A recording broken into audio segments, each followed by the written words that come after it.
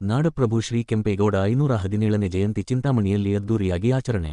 ಚಿಂತಾಮಣಿ ಕೆಂಪೇಗೌಡರ ದೂರದೃಷ್ಟಿ, ಉತ್ತಮ ಆಡಳಿತ ಹಾಗೂ ಭವಿಷ್ಯದ ಕನಸನ್ನು ಕಂಡು ನಿರ್ಮಿಸಿದ ಬೆಂಗಳೂರು ಇಂದು ಅಂತಾರಾಷ್ಟ್ರೀಯ ಮಟ್ಟದಲ್ಲಿ ಹೆಸರು ಮಾಡಿದೆ ಎಂದು ಶಾಸಕ ಡಾ ಎಂ.ಸಿ. ಸುಧಾಕರ್ ಅಭಿಪ್ರಾಯಪಟ್ಟರು. ನಗರದಲ್ಲಿ ತಾಲ್ಲೂಕು ಆಡಳಿತ, ಕನ್ನಡ ಮತ್ತು ಸಂಸ್ಕೃತಿ ಇಲಾಖೆ, ಒಕ್ಕಲಿಗರ ಸಂಘ ಸಂಯುಕ್ತವಾಗಿ ಆಯೋಜಿಸಿದ್ದ ಕೆಂಪೇಗೌಡರ 517ನೇ ಜಯಂತಿ ಕಾರ್ಯಕ್ರಮವನ್ನು ಉದ್ಘಾಟಿಸಿ ಮಾತನಾಡಿದರು. ಬೆಂಗಳೂರಿನ ನಿರ್ಮಾತ ಕೆಂಪೇಗೌಡ ಇತಿಹಾಸದ ಪುಟಗಳಲ್ಲಿ ಸೇರಿದ್ದಾರೆ. ಬೆಂಗಳೂರಿನ ಅಂತಾರಾಷ್ಟ್ರೀಯ ವಿಮಾನ ನಿಲ್ದಾಣ ಕೆಂಪೇಗೌಡರ ಸ್ಮರಣೆಯಾಗಿದೆ. ಮೆಟ್ರೋ, ರಿಂಗ್ ರಸ್ತೆಗಳು, ಸಾಫ್ಟ್ವೇರ್ ಕಂಪನಿಗಳು ಬೆಂಗಳೂರು ಬೆಳೆಯುತ್ತಿರುವುದಕ್ಕೆ ಆಧಾರವಾಗಿವೆ. ಸಮಾಜದ ವಿವಿಧ ಸಮುದಾಯಗಳ ದಾರ್ಶನಿಕರು, ಸಾಧಕರ ಬಗ್ಗೆ ಎಲ್ಲ ಸಮುದಾಯಗಳ ಮುಂದಿನ ಪೀಳಿಗೆಯ ಜನರಿಗೆ ತಿಳಿಸಿಕೊಡಬೇಕು.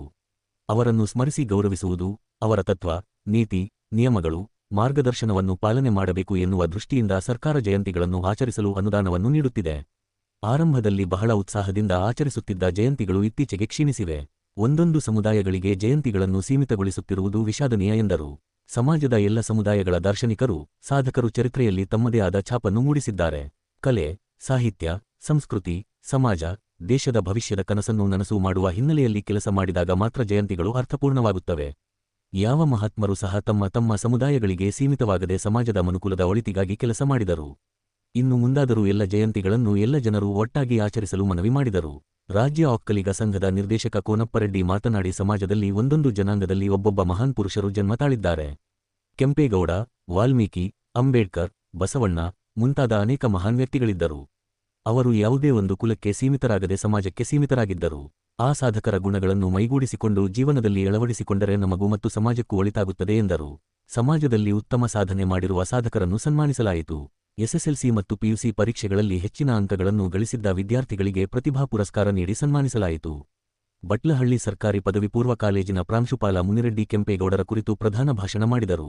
ಜಾನಪದ ಅಕಾಡೆಮಿಯ ಅಧ್ಯಕ್ಷ ಗೊಲ್ಲಹಳ್ಳಿ ಶಿವಪ್ರಸಾದ್, ಚಿಮುಲ್ ನಿರ್ದೇಶಕ ಅಶ್ವತ್ಥನಾರಾಯಣ ಬಾಬು, ಅವಲ್ಲಪ್ಪ, ಬ್ಯಾಂಕ್ ಕೃಷ್ಣಾರೆಡ್ಡಿ, ಸುಮಾ, ಗ್ಯಾರಂಟಿ ಅನುಷ್ಠಾನ ಸಮಿತಿಯ ಅಧ್ಯಕ್ಷ ಮುನಿನಾರಾಯಣಪ್ಪ, ತಹಶೀಲ್ದಾರ್ ಸುದರ್ಶನ ಯಾದವ್, ತಾಲ್ಲೂಕು ಪಂಚಾಯಿತಿ ಕಾರ್ಯನಿರ್ವಹಣಾಧಿಕಾರಿ ಎಸ್ ಆನಂದ್, ಪೌರಾಯುಕ್ತ ಜಿಎನ್ ಚಲಪತಿ, ಕ್ಷೇತ್ರ ಶಿಕ್ಷಣಾಧಿಕಾರಿ ಎಸಿ ನಾರಾಯಣಸ್ವಾಮಿ, ಮಹಿಳಾ ಮತ್ತು ಮಕ್ಕಳ ಇಲಾಖೆಯ ಅಧಿಕಾರಿ ಮಹೇಶ್ ಬಾಬು, ನಗರಾಭಿವೃದ್ಧಿ ಪ್ರಾಧಿಕಾರದ ಅಧ್ಯಕ್ಷ ಆರ್ ಶ್ರೀನಾಥ ಬಾಬು, ರೇಖಾ ಉಮೇಶ್, ಸರ್ಕಾರಿ ನೌಕರರ ಸಂಘದ ಅಧ್ಯಕ್ಷ ಆರ್ ಅಶೋಕಕುಮಾರ್, ಕನ್ನಡ ಸಾಹಿತ್ಯ ಪರಿಷತ್ತಿನ ಅಧ್ಯಕ್ಷ ಎನ್ ವಿ ಶ್ರೀನಿವಾಸನ್, ಮುಖಂಡರಾದ ಸ್ಕೂಲ್ ಸುಬ್ಬಾರೆಡ್ಡಿ, ಶಿವಣ್ಣ, ರಘುನಾಥರೆಡ್ಡಿ, ನಾಗಿರೆಡ್ಡಿ, ಈರುಳ್ಳಿ ಕೃಷ್ಣಾರೆಡ್ಡಿ, ಬುಕ್ಕನಹಳ್ಳಿ ಶಿವಣ್ಣ, ನಗರಸಭೆಯ ಹಾಲಿ ಮತ್ತು ಮಾಜಿ ಸದಸ್ಯರು, ಒಕ್ಕಲಿಗ ಸಂಘ ಸೇರಿದಂತೆ ವಿವಿಧ ಸಮುದಾಯಗಳ ಮುಖಂಡರು ಭಾಗವಹಿಸಿದ್ದರು.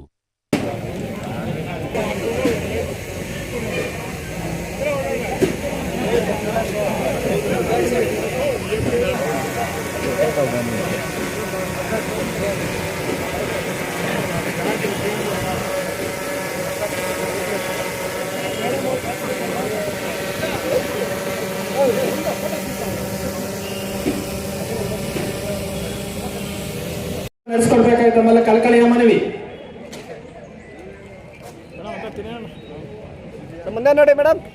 ನಾಡಪ್ರಭು ಕೆಂಪೇಗೌಡರ 517ನೇ ಜಯಂತಿ ಕಾರ್ಯಕ್ರಮ ಮಾಧ್ಯಮದವರಿಗೂ ಮತ್ತು ನಮ್ಮ ಪೊಲೀಸ್ ವ್ಯವಸ್ಥೆಗೂ, ಪೊಲೀಸ್ ಇಲಾಖೆಗೂ ಕೂಡ ಅವರನ್ನು ಆಶೀರ್ವಾದ ಮಾಡಿದ್ದಕ್ಕೆ ಅವ್ರಿಗೂ ಕೂಡ ವಂದನೆಗಳನ್ನು ಸಲ್ಲಿಸ್ತಾ ಇದ್ದೀವಿ.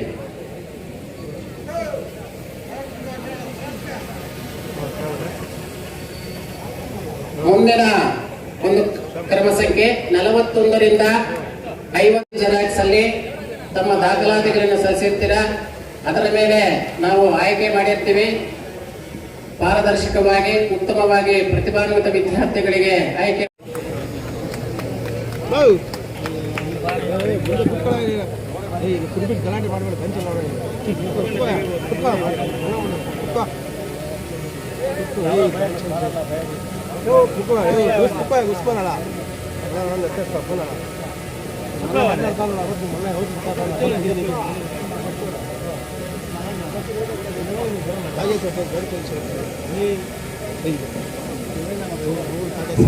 ಈಗ ಪಿಯುಸಿ ವಿದ್ಯಾರ್ಥಿಗಳ ಪ್ರತಿಭಾ ಪುರಸ್ಕಾರ ಕಾರ್ಯಕ್ರಮ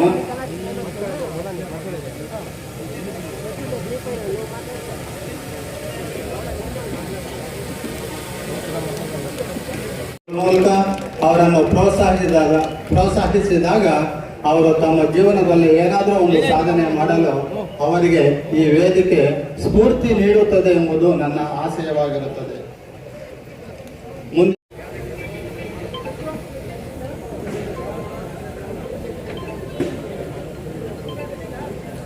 ಪ್ರತಿಭಾ ಪುರಸ್ಕಾರವನ್ನು ಸ್ವೀಕಾರ ಮಾಡಿರ್ತಕ್ಕಂಥ ವಿದ್ಯಾರ್ಥಿನಿಯರು ಅವರು ಎಲ್ಲರೂ ಸಹ ಸಮಾಜದಲ್ಲಿ ಅತ್ಯುನ್ನತ ಸ್ಥಾನಕ್ಕೆ ಏರಬೇಕು, ಉನ್ನತ ಸ್ಥಾನಗಳನ್ನು ಅಲಂಕಾರ ಮಾಡಿ ಇನ್ನ ನಮ್ಮ ಪಕ್ಕ ಅಥವಾ ಸಿ ರಾಮಮೂರ್ತಿ ಮಾಳಪಲ್ಲಿ ಫ್ಯಾಮಿಲಿಯವರಿಗೂ ದೇವರಾಜ ಅಣ್ಣವರಿಗೂ ತುಂಬ ಹೃದಯದ ಅಭಿನಂದನೆಗಳನ್ನು ಈ ಸಂದರ್ಭದಲ್ಲಿ ಸಲ್ಲಿಸುತ್ತಿದ್ದೇನೆ. ಮುಂದಿನ ವಿದ್ಯಾರ್ಥಿಗಳು Nayana Jayan, Chetan R V, Poorvi S, Chetan S M, Nandini H D, Sreerekha M H, Ruchitha M N, Praneetha C, Darshan Kumar K R, Rohit M N, Madhurakshi T, Navya L, Aravind ಜೋಳರಾಯಲು.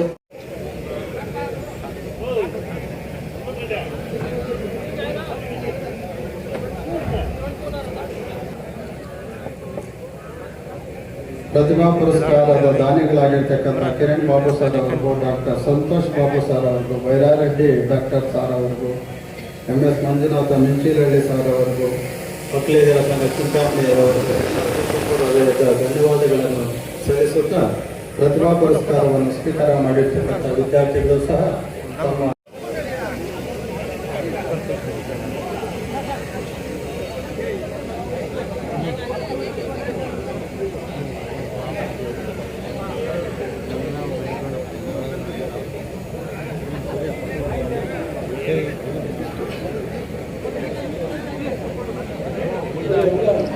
ಇವತ್ತು ಹಬ್ಬದ ವಾತಾವರಣ ಇವತ್ತು ಚಿಂತಾಮಣಿಯಲ್ಲಿ ಸೃಷ್ಟಿಯಾಗಿರ್ತಕ್ಕಂಥದ್ದು.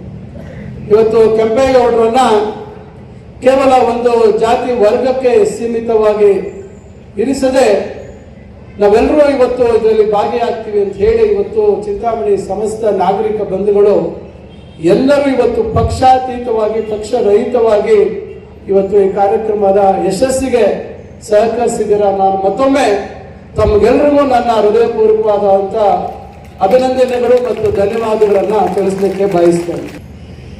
ಇವತ್ತು ಯಾವುದೇ ಒಂದು ಸಮಾಜದ ಚಿಂತಕರು ಸಾಧಕರನ್ನ ನೆನೆಸ್ಕೊಳ್ತಕ್ಕಂಥ ಅವರ ಜಯಂತ್ಯೋತ್ಸವ ಅಥವಾ ಇತರೆ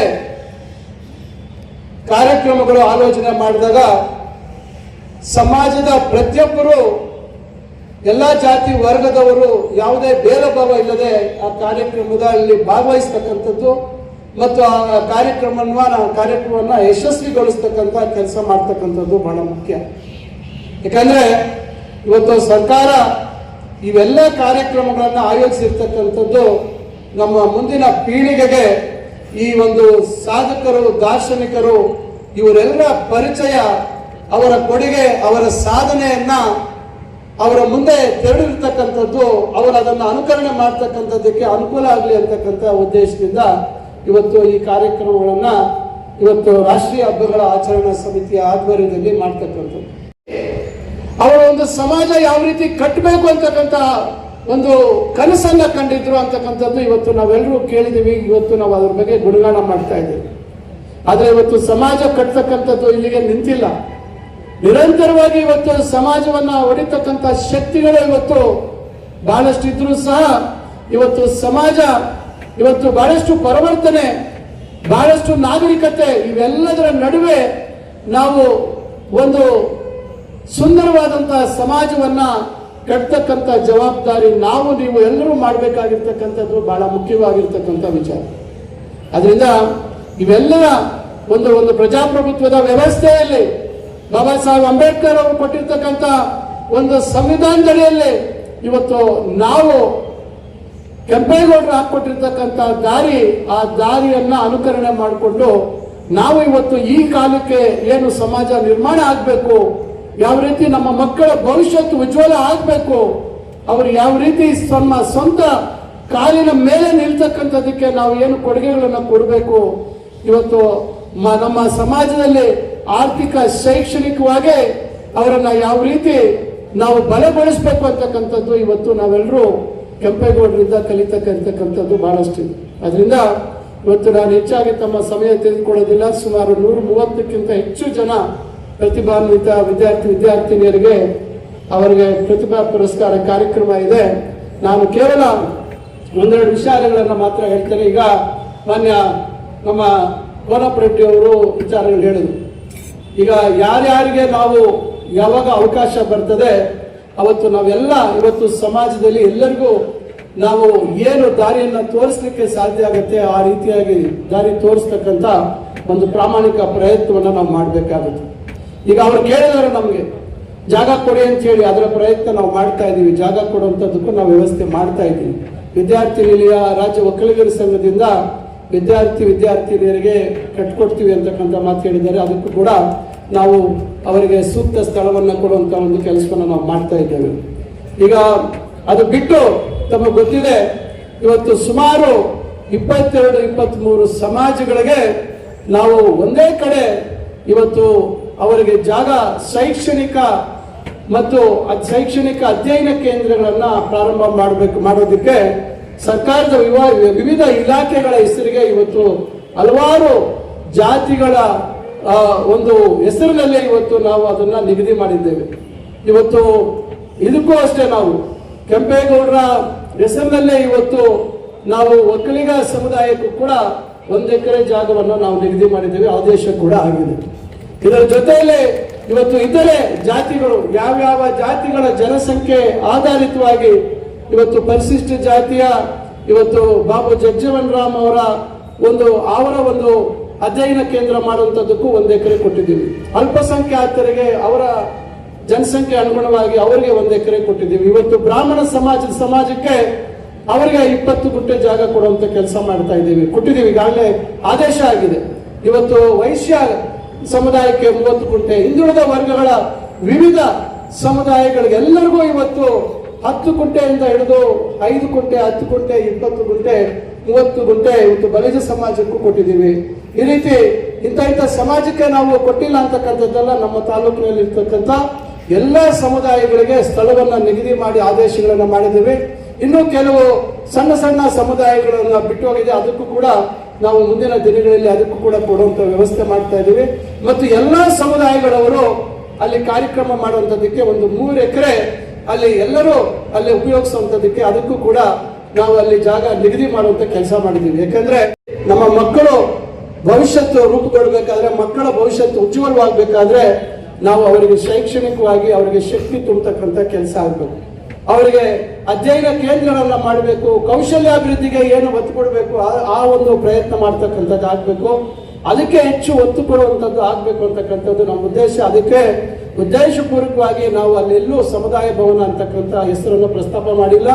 ನಾವು ಸರ್ಕಾರದಿಂದ ಯಾವ್ಯಾವ ಸಮುದಾಯಕ್ಕೆ ಏನೇನು ಹಣ ಬರ್ತದೆ ಅದರ ಜೊತೆಗೆ ಸಮುದಾಯದವರು ಕೂಡ ತಮ್ಮ ವಂತಿಕೆಯನ್ನು ಹಾಕೊಂಡು ಒಂದು ಒಳ್ಳೆ ರೀತಿಯಲ್ಲಿ ಮಕ್ಕಳ ಭವಿಷ್ಯತ್ತು ರೂಪಿಸ್ತಕ್ಕಂಥದಕ್ಕೆ ಒಂದು ಪ್ರಯತ್ನ ಆಗಬೇಕು ಅಂತಕ್ಕಂಥದ್ದು ನಮ್ಮ ಉದ್ದೇಶ. ಆದ್ರಿಂದ ಇವತ್ತು ಇವೆಲ್ಲ ಮಾಡ್ತಾ ಇದೀವಿ. ನಾನು ನೆನಪು ಬರ್ತಾ ಇದ್ದೆ, ಕಳೆದ ವರ್ಷದ ವೇದಿಕೆಯಲ್ಲಿ ಹೇಳಿದ್ದೆ, ಮುಂದಿನ ವರ್ಷ ನಾವು ಭವ್ಯವಾದಂಥ ಅಂಬೇಡ್ಕರ್ ಭವನಲ್ಲಿ ಕಾರ್ಯಕ್ರಮ ಆಯೋಜನೆ ಮಾಡ್ತೀವಿ ಅಂತಕ್ಕಂಥ ಮಾತು ಹೇಳಿದ್ದೆ. ಆದರೆ ಕೆಲವು ಬದಲಾವಣೆಗಳನ್ನ, ಅದು ಒಂದು ರೀತಿ ರಾಜ್ಯಕ್ಕೆ ಮಾದರಿಯಾಗಿರ್ಬೇಕು ಅಂಬೇಡ್ಕರ್ ಭವನ ಅಂತಕ್ಕಂಥ ಕನಸಿಂದ ಕೆಲವು ಹೆಚ್ಚುವರಿಯಾಗಿ ಕೆಲವು ಬದಲಾವಣೆಗಳನ್ನ ಅದಕ್ಕೆ ಸೇರಿಸ್ತಿರೋ ಕಾರಣದಿಂದ ಇನ್ನೆಲ್ಲ ಒಂದು ಅಂತಿಮ ಘಟ್ಟಕ್ಕೆ ಬಂದಿದೆ. ಬಹುಶಃ ಇನ್ನ ಹೆಚ್ಚು ಅಂದ್ರೆ 1 ತಿಂಗಳು ಒಳಗೆ ಬಹುಶಃ ನಾವು ಅದನ್ನ ಉದ್ಘಾಟನೆ ಮಾಡಬೇಕು ಅಂತಕ್ಕಂಥ ತೀರ್ಮಾನ ಮಾಡಿದ್ದೀವಿ. ಈಗಾಗಲೇ ಆಸನಗಳೆಲ್ಲ ಇವತ್ತು ಫಿಕ್ಸ್ ಆಗ್ತಾ ಇದೆ. ಸುಮಾರು 904 ಆಸನಗಳು ಇವತ್ತಲ್ಲಿ ನಾವು ಅಲ್ಲಿ ಜೋಡಣೆ ಮಾಡುವಂತ ಕೆಲಸ ಆಗ್ತಾ ಇದೆ. ಮತ್ತು ಅದನ್ನ ಒಂದು ರೀತಿ ಅಧ್ಯಯನ ಕೇಂದ್ರ, Ambedkar Bhavan and experience centre ಅಂತ ಹೇಳಿ ಒಂದು ಅಧ್ಯಯನ ಕೇಂದ್ರವಾಗಿ ಅದನ್ನ ರೂಪುಗೊಳಿಸಬೇಕು. ಬಹುಶಃ ರಾಜ್ಯದಲ್ಲಿ ಯಾರು ಮಾಡದೇ ಇರುವಂತ ಒಂದು ಪ್ರಯೋಗವನ್ನ ನಾವಿಲ್ಲಿ ಮಾಡ್ತಾ ಇದ್ದೀವಿ. ಇದು ಎಲ್ಲರಿಗೂ ಇದು ಒಂದು ರೀತಿ ಉಪಯೋಗ ಆಗಬೇಕು ಅಂತಕ್ಕಂಥ ದೃಷ್ಟಿಯಲ್ಲಿ ಇವತ್ತು ನಗರದ ಹೃದಯ ಭಾಗದಲ್ಲಿ ಬಹಳ ಆಧುನಿಕವಾಗಿ ಅತ್ಯುತ್ತಮವಾದಂತಹ ಸೌಲಭ್ಯಗಳನ್ನ ಒಳಗೊಂಡಂತೆ ಆ ವ್ಯವಸ್ಥೆ ಇವತ್ತು ಅಂತಿಮ ಒಂದು ಹಂತಗಳಲ್ಲಿದೆ. ಅದರಿಂದ ಕಳೆದ ವರ್ಷ ಹೇಳಿದಂತ ಮಾತು ಬಹುಶಃ ನನ್ನ ನೆನಪಾಗಿ ಹೇಳ್ತಾ ಇದ್ದೀನಿ. ದಯವಿಟ್ಟು ಕಾರಣಾಂತರದಿಂದ ನಮಗೆ ವಿಳಂಬ ಆಗಿದೆ. ಆ ರೀತಿ ನಾವು ಈಗ ವಾಲ್ಮೀಕಿ ಭವನ ಕೂಡ ಕಾಮಗಾರಿಯನ್ನು ವೇಗವನ್ನು ಕೊಡ್ತಾ ಇದ್ದೀವಿ. ಅಂಬೇಡ್ಕರ್ ಭವನದ ಕಾಮಗಾರಿ ಕಡೆ ಹೆಚ್ಚು ಗಮನ ಆಗಿದ್ರಿಂದ ಅಲ್ಲಿ ಕಾಮಗಾರಿ ವಿಳಂಬ ಆಗಿದೆ. ಅದು ಕೂಡ ಬಹುತೇಕ ಬೇಗ ಪೂರ್ಣಗೊಳಿಸುವಂತ ಪ್ರಯತ್ನ ಮಾಡ್ತಾ ಇದ್ದೀವಿ. ಆದರೆ ಹೆಚ್ಚು ಭವನಗಳು ಮಾಡುವಂತದ್ರಿಂದ ನಾಳೆ ಆ ಭವನಗಳ ನಿರ್ವಹಣೆ, ಆ ಭವನಗಳ ಸುಸ್ಥಿತಿಯಲ್ಲಿ ಇರ್ತಕ್ಕಂಥದ್ದು ಕಷ್ಟ ಆಗುತ್ತೆ. ಅದರಿಂದ ಇವತ್ತು ನಾವು ಎಲ್ಲರಿಗೂ ಉಪಯೋಗ ಆಗೋ ರೀತಿಯಲ್ಲಿ ಮಾಡ್ಕೋಬೇಕು ಮತ್ತು ಅಧ್ಯಯನ ಕೇಂದ್ರಗಳ ಕಡೆ ಹೆಚ್ಚು ಗಮನ ಕೊಡುವಂಥದ್ದಾಗಬೇಕು.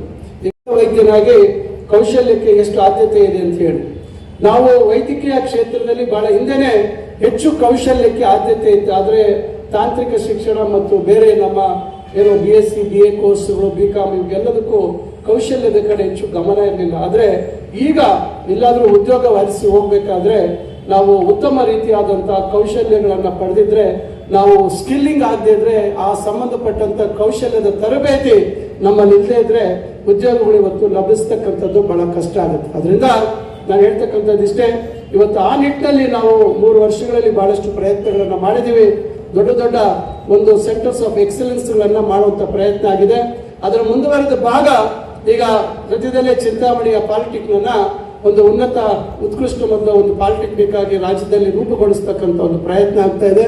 ಈಗ ಮೊದಲನೇ ಹಂತದಲ್ಲಿ ನಮ್ಮ ಪಾಲಿಟೆಕ್ನಿಕ್ ಅಲ್ಲಿ ಎಲೆಕ್ಟ್ರಾನಿಕ್ಸ್ ಡಿಪಾರ್ಟ್ಮೆಂಟ್ಗೆ ಸಂಪೂರ್ಣವಾದ ಒಂದು ಈಗಿನ ಕಾಲಕ್ಕೆ ಅನುಗುಣವಾಗಿ ಅತ್ಯುತ್ತಮವಾದಂಥ ಒಂದು ಸ್ಯಾಮ್ಸಂಗ್ ಕಂಪನಿಯ Samsung centre for skill development ಅಂತ ಹೇಳಿ ಇವತ್ತು ನಾವು ಅಲ್ಲಿ ಒಂದು ಇಡೀ ಒಂದು ಫ್ಲೋರು ಸುಮಾರು 7,500 ಸ್ಕ್ವೇರ್ ಫೀಟ್ ಅಲ್ಲಿ ಇವತ್ತು ಉತ್ತಮವಾದಂತಹ ವ್ಯವಸ್ಥೆ ಇವತ್ತು ರೆಡಿ ಆಗಿದೆ. ಸದ್ಯದಲ್ಲೇ ಅದನ್ನ ಲೋಕಾರ್ಪಣೆ ಮಾಡ್ತೀವಿ. ಅದರ ಉಪಯೋಗ ಬರೀ ಪಾಲಿಟೆಕ್ನಿಕ್ ವಿದ್ಯಾರ್ಥಿನಿಯರಿಗೆ ಮಾತ್ರ ಅಲ್ಲ, ಅದರ ಉಪಯೋಗ ಇಂಜಿನಿಯರಿಂಗ್ ಕಾಲೇಜಿನಲ್ಲಿ ಇರ್ತಕ್ಕಂಥವ್ರಿಗೂ ಆಗುತ್ತೆ. ಜೊತೆಗೆ ಸ್ನೈಡರ್ ಎಲೆಕ್ಟ್ರಿಕ್ ಕಂಪನಿ ಅವರದು ಒಂದು ಸೆಂಟರ್ ಆಫ್ ಎಕ್ಸಲೆನ್ಸ್, ಅದು ಕೂಡ ಸದ್ಯದಲ್ಲಿ 2 ಒಟ್ಟಿಗೆ ನಾವು ಇನಾಗ್ರೇಟ್ ಮಾಡ್ತೀವಿ. ಮತ್ತೊಂದು ಫ್ಲೋರ್ ಅಲ್ಲಿ ಸುಮಾರು 8,000 ಸ್ಕ್ವೇರ್ ಫೀಟ್ ಅಲ್ಲಿ ಇನ್ನು ಬೇರೆ ವಿವಿಧ 6-7 ಕೌಶಲ್ಯಕ್ಕೆ ಸಂಬಂಧಪಟ್ಟಂತೆ ವಿವಿಧ ಕೌಶಲ್ಯಗಳಿಗೆ ಸಂಬಂಧಪಟ್ಟಂತೆ ವ್ಯವಸ್ಥೆಯನ್ನು ಮಾಡ್ತಕ್ಕಂಥದ್ರ ಬಗ್ಗೆ ಚರ್ಚೆಗಳಾಗ್ತಾ ಇದ್ದಾವೆ. ಬಹುಶಃ ಇನ್ನು ಕೆಲವೇ ದಿನಗಳಲ್ಲಿ ಅದು ಅಂತಿಮ ರೂಪ ಕೊಡ್ತದೆ. ಅದ್ರ ಜೊತೆಗೆ ಇಂಜಿನಿಯರಿಂಗ್ ಕಾಲೇಜಿನ ಮುಂಭಾಗದಲ್ಲಿ ನಾವು ಏಷ್ಯನ್ ಡೆವಲಪ್ಮೆಂಟ್ ಬ್ಯಾಂಕ್ ಮುಖಾಂತರ ಒಂದು ಸೆಂಟರ್ ಆಫ್ ಎಕ್ಸಲೆನ್ಸ್ ಇಡೀ ರಾಜ್ಯದಲ್ಲಿ 9 ಮಾಡ್ತಾ ಇದ್ದೇವೆ. ಅದರಲ್ಲಿ ಚಿಂತಾಮಣಿಯಲ್ಲಿ ಒಂದು ಮಾಡುವಂತ ಒಂದು ಕೆಲಸವನ್ನ ಮಾಡ್ತಾ ಇದ್ದೇವೆ. ಸುಮಾರು 50-60-70 ಕೋಟಿ ಅಲ್ಲಿ ಖರ್ಚು ಮಾಡಿ ಈಗ ಅದಕ್ಕೆ 5 ಎಕರೆ ಎಲ್ಲ ನಿಗದಿ ಮಾಡಿಕೊಟ್ಟಿದ್ದೇವೆ. ಮತ್ತೊಂದು ಸಂಸ್ಥೆಯವರು ಒಂದು 5 ಎಕರೆ ಅವರು ಒಂದು ಕೌಶಲ್ಯಕ್ಕೆ ಹೆಚ್ಚು ಆದ್ಯತೆ ಇರ್ತಕ್ಕಂಥ ಸಂಸ್ಥೆಯನ್ನ ಮಾಡ್ತೀವಿ ಅಂತ ಹೇಳಿದ್ದಾರೆ. ಅದನ್ನು ಮಾಡುವಂತ ಪ್ರಯತ್ನ ಮಾಡ್ತಾ ಇದ್ದೀವಿ. ಯಾಕಂದ್ರೆ ಇವತ್ತು SSLC ಪಾಸ್ ಫೇಲ್ ಆಗಿರ್ತಕ್ಕಂಥವ್ರು, PUC ಆಗಿರ್ತಕ್ಕಂಥವ್ರು, ಇವರೆಲ್ಲರಿಗೂ ಇವತ್ತು ಅವರ ವಿದ್ಯಾರ್ಥಿಗೆ ಅನುಗುಣವಾಗಿ ಕೌಶಲ್ಯಗಳ ತರಬೇತಿಯನ್ನು ಕೊಟ್ಟರೆ ಅವರ ಉದ್ಯೋಗ ಅವಕಾಶಗಳು ಹೆಚ್ಚು ಆಗ್ತಕ್ಕಂಥದ್ದು, ಸಾಧ್ಯತೆಗಳು ಜಾಸ್ತಿ ಇರ್ತಕ್ಕಂಥ ಒಂದು ಪ್ರಯತ್ನವನ್ನು ನಾವು ಮಾಡ್ತಾ ಇದ್ದೇವೆ. ಅದರಿಂದ ಈ ರೀತಿ ಮಕ್ಕಳ ಭವಿಷ್ಯತ್ತು ಈ ಕಾಲಕ್ಕೆ ಯಾವ ರೀತಿ ಅವರನ್ನ ತಯಾರು ಮಾಡಬೇಕು, ಇವತ್ತು ಜಾಗತಿಕ ಸವಾಲುಗಳನ್ನ ಎದುರಿಸ್ತಕ್ಕಂಥದ್ದಕ್ಕೆ ಯಾವ ರೀತಿ ಅವರನ್ನ ಸಜ್ಜುಗೊಳಿಸಬೇಕು ಅಂತಕ್ಕಂಥದ್ದನ್ನ ಇವತ್ತು ಅವನ್ನೆಲ್ಲ ಮನಗಂಡಿರ್ತಕ್ಕಂಥವನಾಗಿ ಇವತ್ತು ಅವೆಲ್ಲ ಪ್ರಯತ್ನಗಳು ಮಾಡಿದ್ದೇವೆ. ಈಗ ಒಂದೊಂದು ಹಂತಕ್ಕೆ ಬಂದಿದೆ. ಮುಂದಿನ ದಿನಗಳಲ್ಲಿ ಅದು ತಾವು ನೋಡ್ಲಿದ್ದೀರಿ ಅಂತಕ್ಕಂಥ ಮಾತನ್ನ ಈ ಸಂದರ್ಭದಲ್ಲಿ ಹೇಳ್ತಾ ಗೌಡರ ವಿಷಯವಾಗಿ ನಾನು ಹೆಚ್ಚಿಗೆ ಹೇಳಲಿಕ್ಕೆ ಹೋಗುದಿಲ್ಲ. ಯಾಕಂದ್ರೆ ಸವಿಸ್ತಾರವಾಗಿ ಮಾತಾಡಿದವರೆಲ್ಲ ಹೇಳಿದ್ದಾರೆ. ಸಮಾಜದಲ್ಲಿ ಆಗಾಗ್ಗೆ ಒಂದೊಂದು ಜನಾಂಗದಲ್ಲಿ ಒಬ್ಬೊಬ್ಬ ಮಹಾನ್ ಪುರುಷರು ಜನ್ಮ ತಾಳಿದ್ದಾರೆ. ಉದಾಹರಣೆಗೆ ವಾಲ್ಮೀಕಿಯವರಿರಲಿ, ಅಂಬೇಡ್ಕರ್ ಅವರಿರಲಿ, ಕೆಂಪೇಗೌಡರಿರಲಿ, ಬಸವಣ್ಣ ಇರಲಿ, ಅವರು ಯಾರು ಕುಲಕ್ಕೆ ಸೀಮಿತರಾಗಿರಲಿಲ್ಲ, ಅವರು ಸಮಾಜಕ್ಕೆ ಸೀಮಿತರಾಗಿದ್ರು. ನಾವೆಲ್ಲ ಕಲಿಬೇಕಾದ್ದೇನು ಅಂದ್ರೆ ಆ ಸಾಧಕರ ಗುಣಗಳನ್ನ ಮೈಗೂಡಿಸ್ಕೊಂಡು ನಾವು ಜೀವನದಲ್ಲಿ ಅಳವಡಿಸ್ಕೊಂಡ್ರೆ ಈ ಸಮಾಜಕ್ಕೆ ಒಳಿತಾಗ್ತದೆ, ನಮಗೂ ನಮ್ಮ ಕುಟುಂಬಗಳಿಗೂ ಒಳಿತಾಗ್ತದೆ ಅಂತ ನನ್ನ ಅಭಿಪ್ರಾಯ. ಮಿತ್ರರೇ, ನಾನು ಈ 2 ಜಿಲ್ಲೆಗಳಲ್ಲಿ ಓಡಾಡಿದಾಗ ಸಾಕಷ್ಟು ಕಡೆ ಎಲ್ಲ ಅಭಿವೃದ್ಧಿ ಕಾರ್ಯಗಳು ಕುಂಠಿತಗೊಂಡಿದ್ವು. ನಮ್ಮ ತಾಲೂಕಲ್ಲಿ ಮಾತ್ರ ಸಾಕಷ್ಟು ಅಭಿವೃದ್ಧಿ ಕಾರ್ಯಗಳು ನಡೀತಾ ಇದ್ವು. ಹಾಗಾಗಿ ನಾವೆಲ್ಲ ಚರ್ಚೆ ಮಾಡಿದಾಗ ಕೆಲವರೆಲ್ಲ ಹೇಳೋರು, ಎಲ್ಲಪ್ಪ ನಿಮ್ಮ ಕ್ಷೇತ್ರ ಶಾಸ್ತ್ರಿ ಎಲ್ಲಿಂದ ತರ್ತಾರೆ, ಎಲ್ಲ ನಿಂತೋಗಿದೆ, ನಿಮ್ಮದು ಮಾತ್ರ ರನ್ನಿಂಗ್ ಅಲ್ಲಿ ಇದೆಯಲ್ಲ ಅಂತ ಕೇಳೋದು.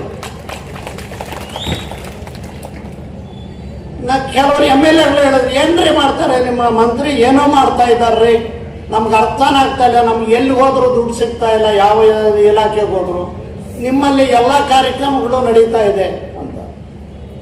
ನಾನು ಒಂದಿನ ಅವರು ಮಂತ್ರಿಗಳಾಗಿದ್ದಾಗ, ಉನ್ನತ ಶಿಕ್ಷಣ ಸಚಿವರಾಗಿದ್ದಾಗ ಹೋದೆ. ಸರ್, ನಮ್ಮದು BIT ಅಂತಿದೆ ಇನ್ಸ್ಟಿಟ್ಯೂಷನ್, ಅದು ಅಟಾನಮಸ್ ಮಾಡಿಕೊಡಿ. ನಮಗೆ ಇಂಜಿನಿಯರಿಂಗ್ 300 ಸೀಟ್ ರೈಸ್ ಮಾಡಿ ಒಂದು ನಯಾ ಪೈಸೆ ಖರ್ಚು ಇಲ್ಲ, ಯಾವ ಕ್ಲಾರ್ಕನು ಯಾವ ಅಧಿಕಾರಿಯನ್ನು ಭೇಟಿನೂ ಮಾಡಲಿಲ್ಲ, ಎರಡನ್ನೂ ಮಾಡಿಸ್ಕೊಟ್ರು.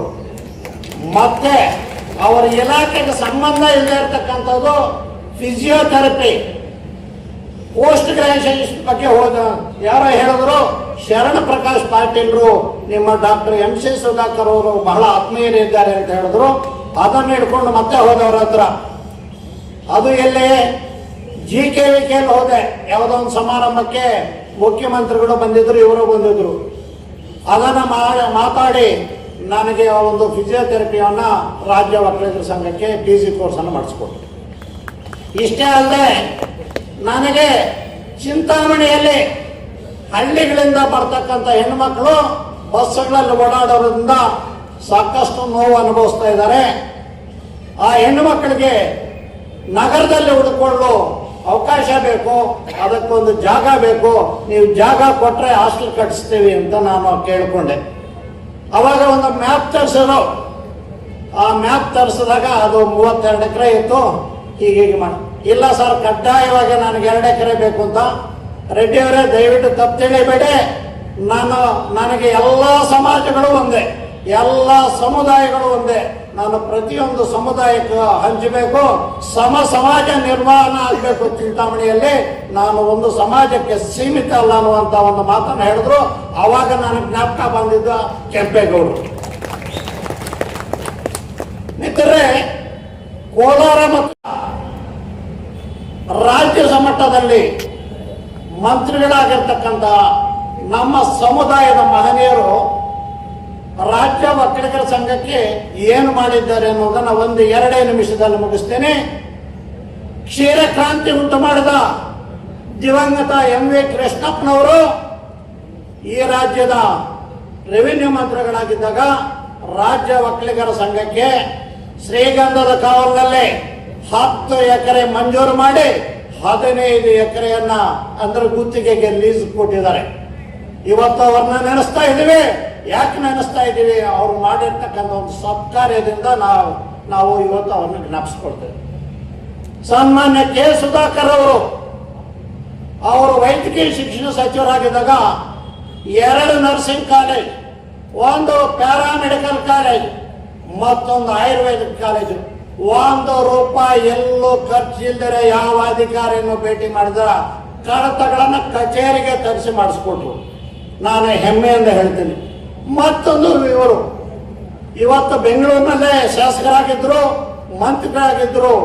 ಹಿಂದೆ ಅವರು ನಮ್ಮ ಕೋಲಾರ ಜಿಲ್ಲೆಗೆ ಸೇರ್ತಕ್ಕಂಥ ಸನ್ಮಾನ್ಯ ಕೃಷ್ಣ ಬೈರೇಗೌಡರು ಹೋಗಿ ಅವರನ್ನ ಭೇಟಿಯಾಗಿ ನಮ್ಮ ಸಜ್ಜೆಪಾಳ್ಯದ ಶ್ರೀಮತಿ ರಂಗಮ್ಮ ಕೃಷ್ಣಪ್ಪ ಅವರು ಈ ಒಂದು ಸಮುದಾಯಕ್ಕೆ ನೀಡಿರ್ತಕ್ಕಂಥ 44 ಎಕರೆ 33 ಗುಂಟೆ ಜಮೀನು ಭೂಗಳ್ಳರ ಪಾಲಾಗಿದೆ, ಅದನ್ನ ಸಂಘದ ವಶಕ್ಕೆ ಅಂದ್ರೆ ರಂಗಮ್ಮ ಕೃಷ್ಣಪ್ಪನ ಹೆಸರಲ್ಲಿ ಕೂರಕ್ಕೆ ಅವಕಾಶ ಮಾಡಿಕೊಡ್ಬೇಕು ಅಂತ ಮಾತು ಕಡಿಮೆ ಕೆಲಸ ಹೆಚ್ಚಂಗೆ ಅವರು ಒಂದು ಡಿವಿಷನಲ್ ಕಮಿಷನರ್ ಜೊತೆ ಮಾತಾಡಿ ಅದನ್ನ ಎನ್ಕ್ವೈರಿಗೆ ಹಾಕಿ ಆ ಎನ್ಕ್ವೈರಿ ರಿಪೋರ್ಟ್ ಮೇಲೆ ಅದನ್ನ ರಂಗಮ್ಮನ ಹೆಸರಿಗೆ ಖಾತೆ ಆಗಿದೆ. ಇವತ್ತು ಅದು ಒಂದು 2,000 ಕೋಟಿ ರೂಪಾಯಿ ಆಸ್ತಿ. ಇಂಥ ಒಂದು ಉತ್ತಮವಾದಂತ ಕೆಲಸಗಳನ್ನ ಪಕ್ಷಾತೀತವಾಗಿ ನಮ್ಮ ಮುಖಂಡರುಗಳು ಈ ಕೋಲಾರ ಮತ್ತು ಚಿಕ್ಕಬಳ್ಳಾಪುರ ಜಿಲ್ಲೆಯಿಂದ ಆಯ್ಕೆಯಾಗಿ ಸರ್ಕಾರದಲ್ಲಿ ಮಂತ್ರಿಗಳಾದಂಥವರು ನಿದ್ದೆ ಮಾಡದೆ ಉತ್ತಮ ಕೆಲಸವನ್ನು ಮಾಡಿದ್ದಾರೆ ಅಂತ ಹೆಮ್ಮೆಯಿಂದ ಹೇಳುತ್ತೀನಿ ಮಿತ್ರರೇ.